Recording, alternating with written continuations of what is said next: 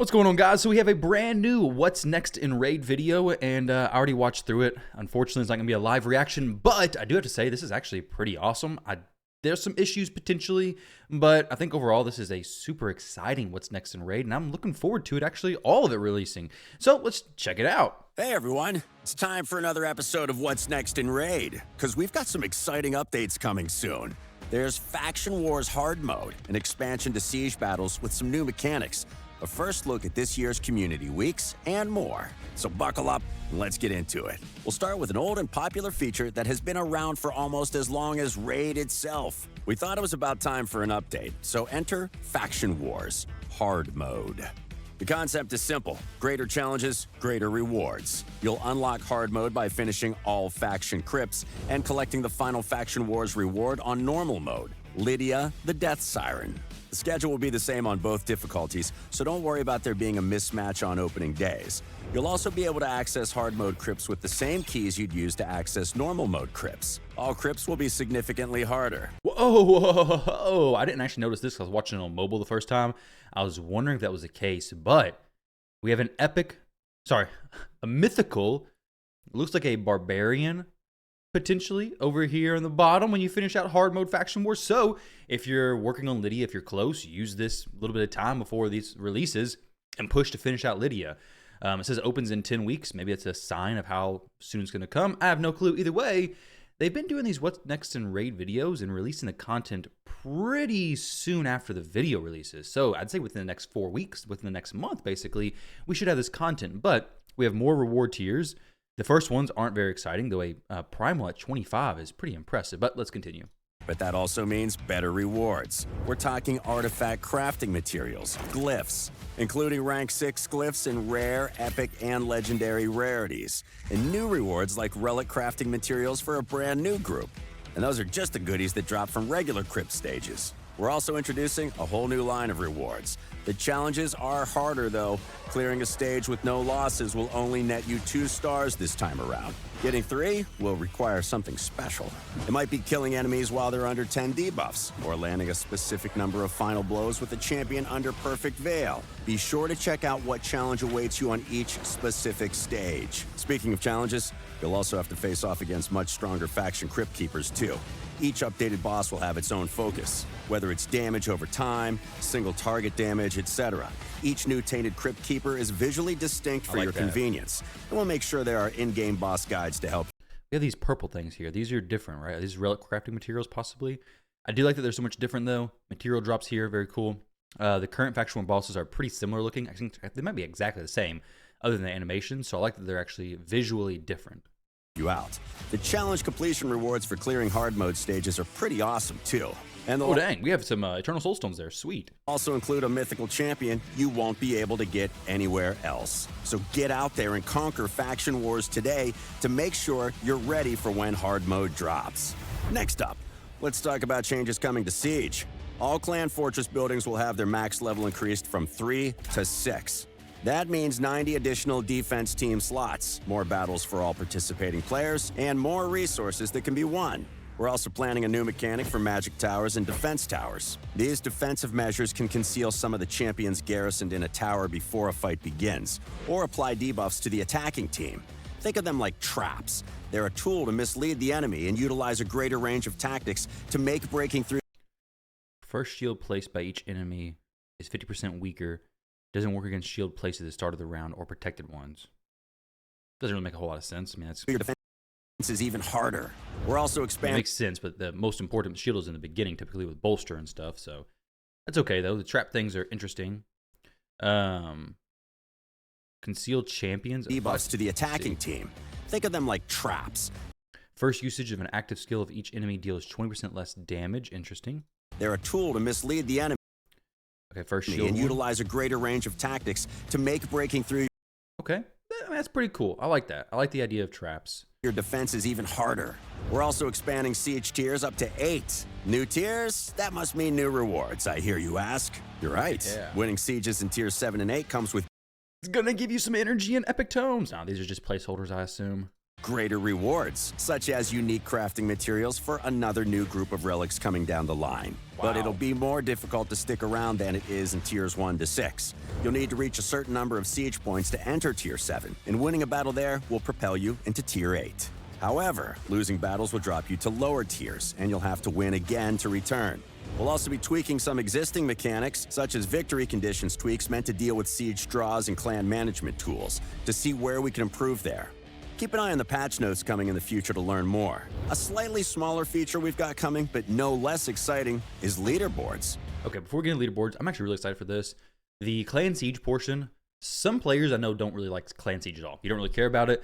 I do think the changes and adding more benefits to the defenses is a good change, because you have a significant advantage on offense. Of course, you have all your champions that are available to choose from. Obviously, depending on the restrictions on each post or whatever, it may be different, but you have all your champions to choose from. You can rebuild them and everything to fit their defense. So if you, as the defense builder, is able to put traps, put the tower boosts, put these extra things, then it becomes, okay, well, now the defense is being a little bit more evened out with the offense. Offense always has an advantage, and they always will have an advantage, and I don't see anything wrong with that.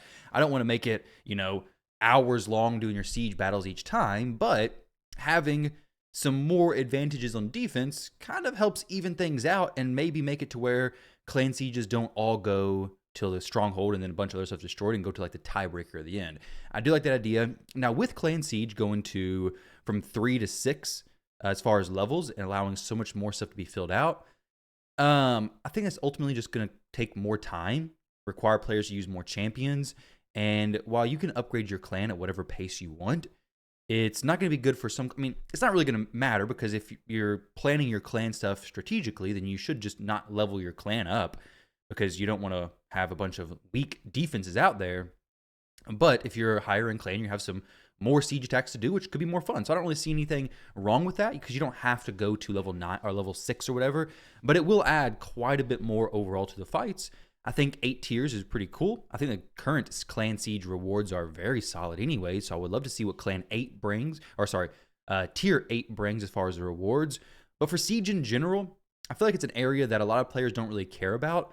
But I have to say, ever since being in a clan that is much more strategic in the way they approach Clan Siege, it is much more enjoyable. Before, the clan that I was in a long time, the clan I started, we just kind of did siege. We coordinated our attacks a little bit, but we didn't like go to the levels that my current clan does to actually make sure everything is coordinated, strategic, and planned out. It's a lot more fun that way, honestly. People are communicating.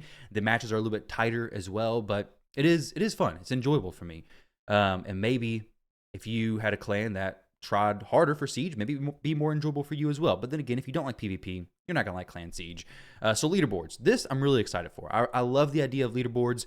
I've been in the RSL leaderboards Discord for a long time, trying to push for world records there. But it'd be awesome to see similar stuff in the actual game. So let's check this out. Bring bragging rights.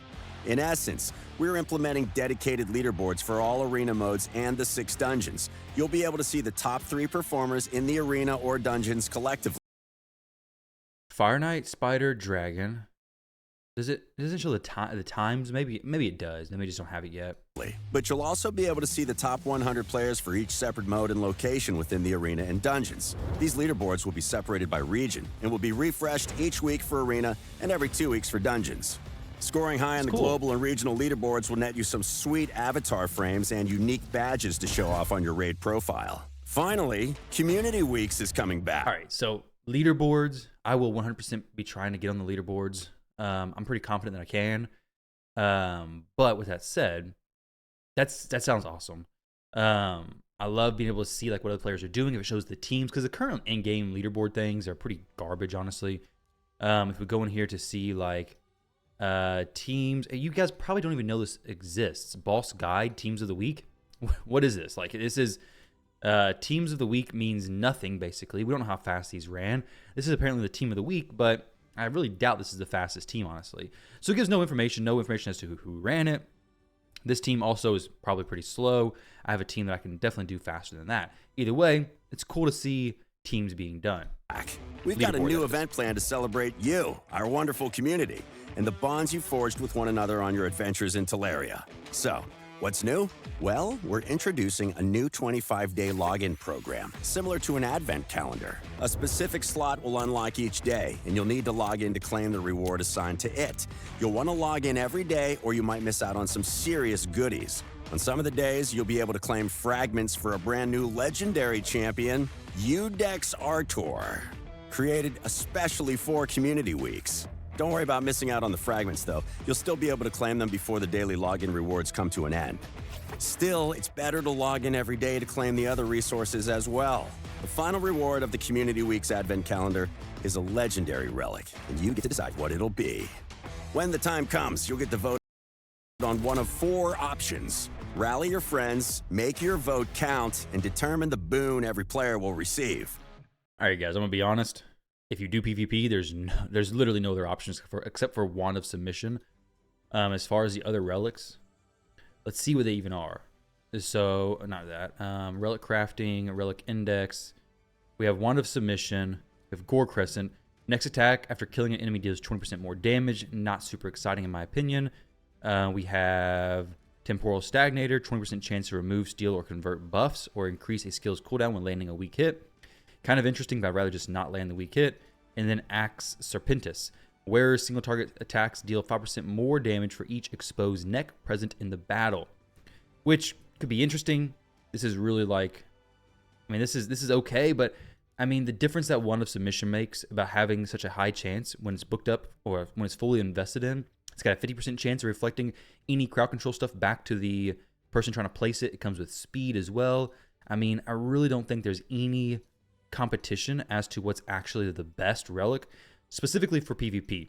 I don't think any of these other relics are doing anything significant outside of PvP where you'd want to use them.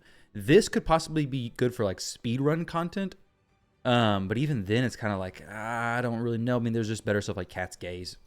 This one's cool, but I'd rather have the, I guess this is a mythical one to be fair, but this is going to guarantee that I'd never get a weak hit anyway, so this could be neat, I guess. Either way, I think the Wand of Submission is just so far beyond what these other ones are that the vote shouldn't even be close. It should be like 70% Wand of Submission and then just 10% divided between these other two. We're nearly done, but What's Next in Raid video is never complete without a sneak peek at some upcoming champions. Feast your eyes on these incredible new warriors coming to the game over the next few months. And that's it for now. Is it the dog? Is it Shayek's dog? Is it actually a dog? It might be. Over the next few months. And that's it for now. It's a hyena rhino thing. What is this? It's an orc's dog. I think that has to be Shayek's dog, right? Like if it's not, then it should be. What is Shayek wearing? He is an orc too, right? Let's see, Mr. Shayek. Where you at, buddy? Okay. Oh, that's definitely his dog. It's his dog's... Wait, why does he have his dog's hide on his... Is that his dog's hide? Killed his own dog? Maybe it's one of his hunting companions. But he has this armor, the spikes. It has to be Shayek's dog. Armor, spikes. A little bit of a messed up looking face. Pretty similar looking hide to what Shayek's wearing. I guess not the most similar. Maybe it's one of his friends or something. We have some spikes on the belt. Some traps. I'm convinced that's his dog. Convinced his dog is coming. We hope you're excited about these new features coming to the game. As always, hit that like button and subscribe to the... An inside look at the behind the scenes of Raid. Where's that dog at? That's what I want to know. So now the question is, what do I make the thumbnail? Do I make the thumbnail Shayek's dog or New Free Legendary? New Free Legendary. I'll save the Shayek's dog for those of you who are sticking around to the end. But I mean, honestly, this is all exciting stuff. I think the Clan Siege is going to be the one that's most negatively received because a lot of people don't care about Clan Siege. But in reality, Faction Wars Hard Mode is great. I love that it's not using extra keys and that you're just going to be using the same keys, because now you're not going to have players getting way ahead as far as the glyphs. So hard mode players, of course, are going to be doing as far as getting better stuff, but you're going to be getting the same amount of keys used per day. I do like that. So it's not like a massive, huge boost. And I mean, Faction Wars has been out for a long time. So having this change is Very much needed. And hopefully a lot of you can push to Lydia in this final few weeks and then get ready for hard mode, which if you're just finishing Lydia, you're not going to be able to go very far in hard mode. But hopefully even the low stages give you better rewards than the high stages of the previous faction wars. And then maybe then you can actually farm faster and get better rewards. So that'd be awesome. I'm excited for that. Clay and Siege stuff is cool. I'm looking forward to it. I think it'll be fun. Leaderboards is honestly my favorite thing. I cannot wait for that to come out. Arena stuff, I'm not going to push for arena leaderboards. There's already an arena leaderboard, which is Platinum Arena. Not really sure what kind of arena leaderboard they're going to add there. It seems kind of like there's nothing they could add. But as far as the dungeons, I will definitely be trying to do some speed runs there. I was going to do something on the stream yesterday, trying to push a really fast dragon team. I would have had to rebuild or re-blessing my Siegfried. I didn't want to do it then, but if I can get an avatar, I mean, a clan avatar, not a clan, a avatar or a frame. I mean, now we're talking. Now we are talking. Is this the one I get for top 100 in live arena? Oh, no, yeah, live arena. I think it is, right? The silver one. Let's see. Do I get it? Is it a silver one or is it kind of a weird looking one? Oh yeah, it's this one. This is kind of a weird looking one, isn't it? This one looks cool. Like this one looks cooler than this one. I think this one's probably the coolest actually. The silver one kind of looks like a not for live arena. Plarium. You give this dude swords in the top 10 and then I don't get a sword? We need some swords here. Currently sitting at 86. Gonna push someone stream probably here in a little bit. So I look for you guys to swing by and check it out. Actually, I'm already streaming. I'm probably done streaming by the time you watch this video. It's got an embargo. What am I talking about? Thank you guys for watching. I appreciate it all. Appreciate all of you. And I'll catch you on the next one.